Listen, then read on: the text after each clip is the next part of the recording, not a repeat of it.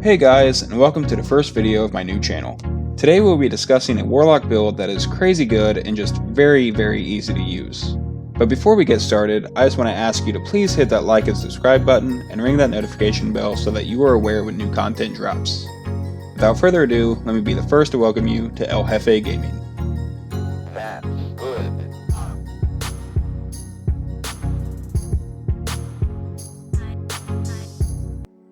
First things first, I just want to say this build really shines with the Necrotic Grips exotic and having a void damage weapon in your secondary weapon slot. With this video, I am personally using the funnel web due to it being a primary ammo weapon, so that I'm not entirely limited to the ammo drops within the game. In this video, you will see all aspects of the build, and I will expand upon each of these aspects more specifically. Now starting with the helmet, the energy affinity for your helmet is not very important for this build, as all the mods used are universal and not tied to a specific affinity. With my first mod, I have my heavy specific ammo finder. I use this just because we all know how stingy the game is when it comes to heavy ammo drops from time to time. The next mod is the harmonic siphon. Now with the harmonic siphon, it will allow you to generate orbs of power when using a weapon with a damage type that matches your subclass. These orbs of power will also proc the next mod, which is Font of Might. Now with Font of Might, whenever you pick up an orb of power, it will grant you bonus weapon damage to all of your weapons. Moving on to your arms, you are going to want a stasis affinity. With the stasis affinity, it will allow you to take advantage of the grenade kickstart mod. Now with the grenade kickstart mod, it will give you back a portion of your grenade energy whenever your grenade energy is completely expended. Keeping up with the grenade theme for your arms, we have the fastball mod. Now with the fastball mod, it will increase the throwing distance of your grenade. This will allow you to damage enemies from further out, making your cleanup a little bit easier. Last but not least on the arms, we have the Melee Wellmaker mod. With the Melee Wellmaker mod, every time that you get a kill with your melee ability, it'll generate a void well. Now these wells are very important, and I will get back to that later on into this video.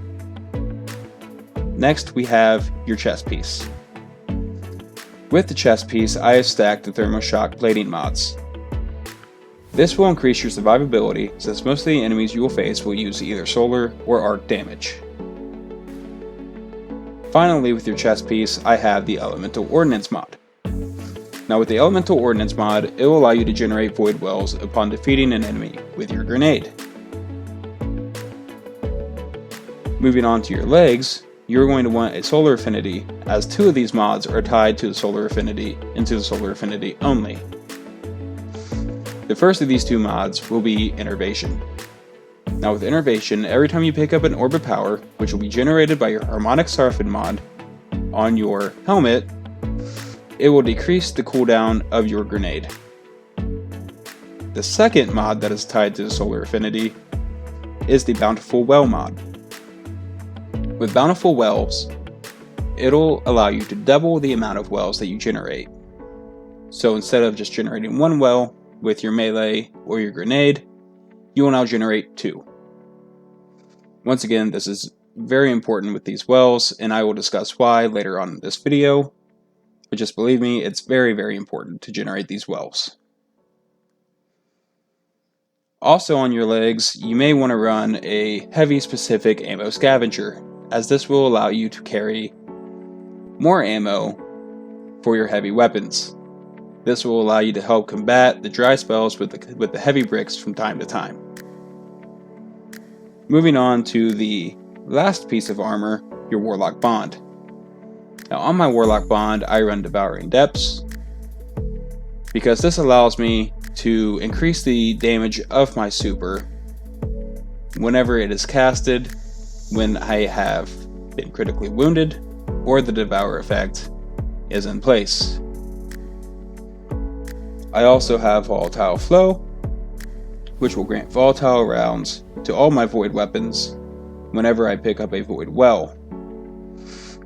Now the reason the volatile rounds are important is because when an enemy is volatile with Void, they will take more damage from Void weapons, which is very, very useful when it comes to fighting tougher enemies.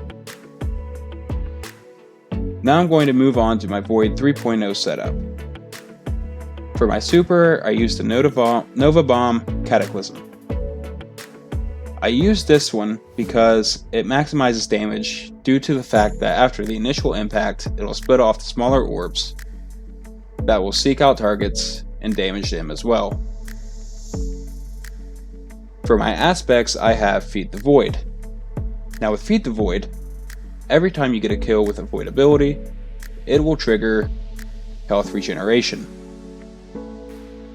It's very, very important, since being able to regenerate your health in very tight spots can be very crucial, especially in the spots to where respawn is restricted. The next aspect, I have Chaos Accelerant. Now with Chaos Accelerant, it'll allow you to charge your grenade ability to do even more damage. Moving on to my fragments, I have Echo of Domineering, which plays great with suppression grenades as it will increase your mobility and radar boosts. However, I do not use it for this.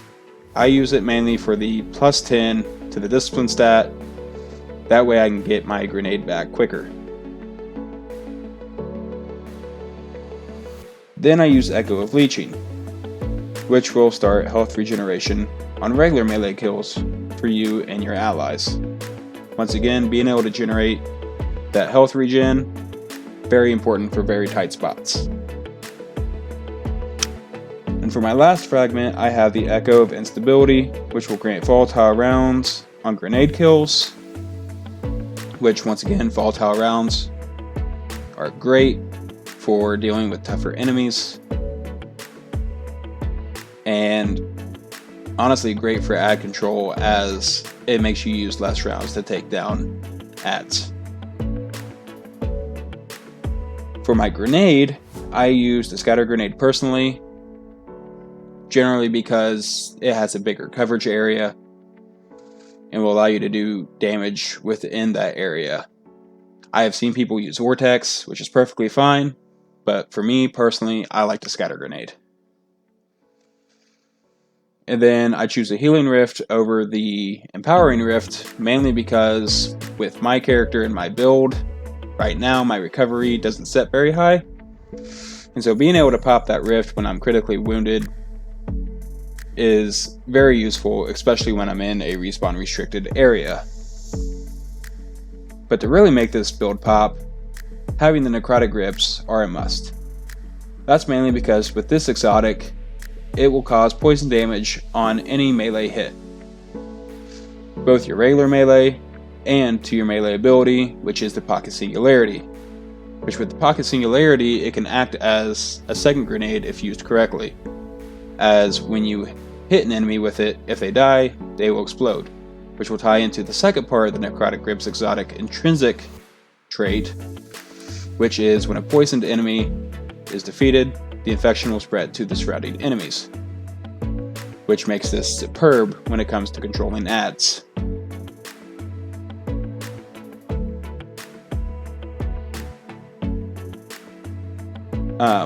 This build is very ability heavy, so making sure your strength and discipline is as high as possible is very important, mainly because of those wells. With your wells, as you collect them, you will notice that your abilities will regenerate faster, which is great because having your grenade and super back quickly and your melee back quickly will make you able to cause more damage and wreak more havoc among your enemies. And also granting you volatile rounds, which will allow you to kill things quicker, which will generate more orbs using your Harmonic Siphon, which will then get your super back even faster. This build is very good at synergizing your abilities to your weapons, and your weapons to your abilities, to where one ultimately feeds into the other, as all builds should. So there you have it. This is all for the video for today, so if you have liked what you've seen and want to see more content like this, please hit that like and subscribe. This has been El Jefe Gaming, and I will see you all next time.